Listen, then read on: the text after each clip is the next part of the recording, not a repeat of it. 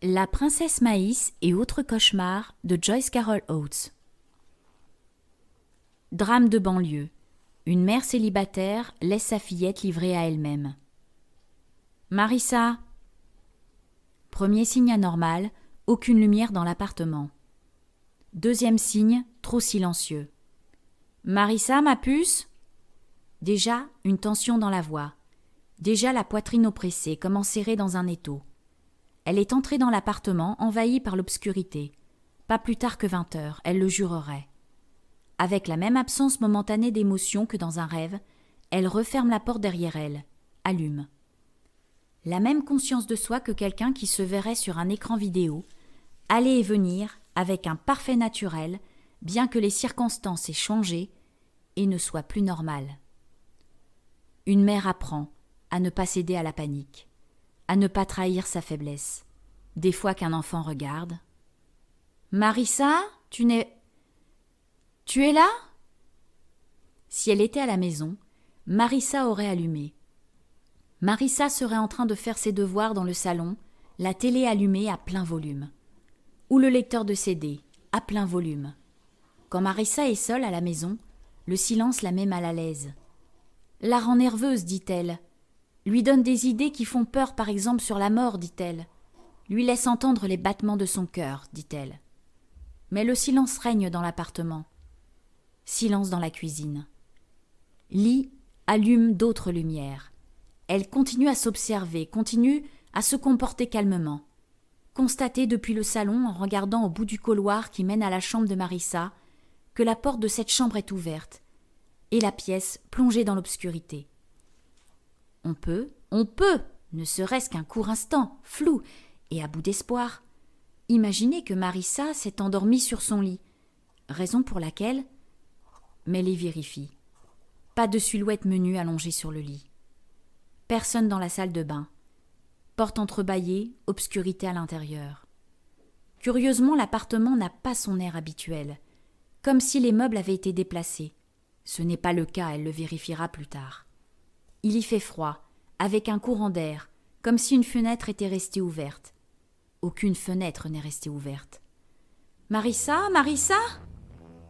Une note étonnée, presque exaspérée, filtre dans la voix de la mère, pour que, si elle l'entend, Marissa comprenne qu'elle ne sera pas vraiment grondée.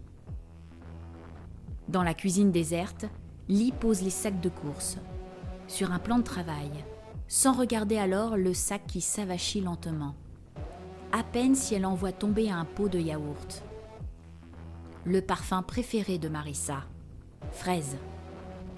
Quel silence!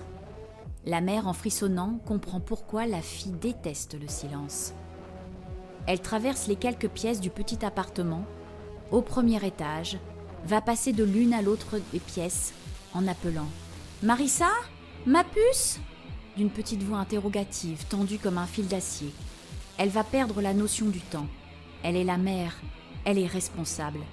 Pendant 11 ans, elle a réussi à ne pas perdre son enfant. Perdre son enfant, la terreur de toutes les mères. Une perte physique brutale, un vol, un rapt, un enlèvement par la force. Non, elle est ici, quelque part. Et de retraverser l'appartement dans l'autre sens. Si peu de pièces où trouver Marissa. Ouvrir de nouveau la porte de la salle de bain, plus largement. Ouvrir une porte de placard. Des portes de placard. Buter, se cogner l'épaule, se faire mal à la cuisse en trébuchant dans la chaise de bureau de Marissa. « Marissa, tu es cachée ?» Comme si Marissa allait se cacher, à une heure pareille. Marissa a 11 ans. La dernière fois qu'elle s'est cachée pour que maman la trouve, riant aux éclats et couinant d'excitation, remonte à bien longtemps. Elle clamera qu'elle n'a rien d'une mère négligente. C'est une mère qui travaille, une mère célibataire. Le père de sa fille a disparu de leur vie. Il ne verse ni prestations compensatoires, ni pension alimentaire. Que peut-elle y faire ?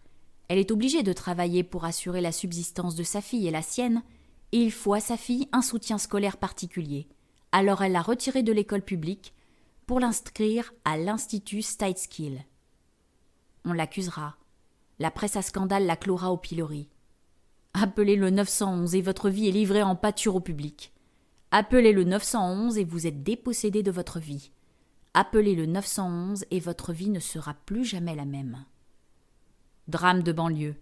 Une mère célibataire laisse sa fillette livrée à elle-même. Quartier sud de Steadskill. Une enfant de 11 ans disparaît. Elle clamera que ça ne se passait pas du tout comme ça. Pas du tout. 5 jours sur 7, ça ne se passait pas comme ça. C'était seulement les mardis et les jeudis qu'elle travaille tard à la clinique. Seulement depuis Noël que Marissa rentre pour retrouver la maison vide.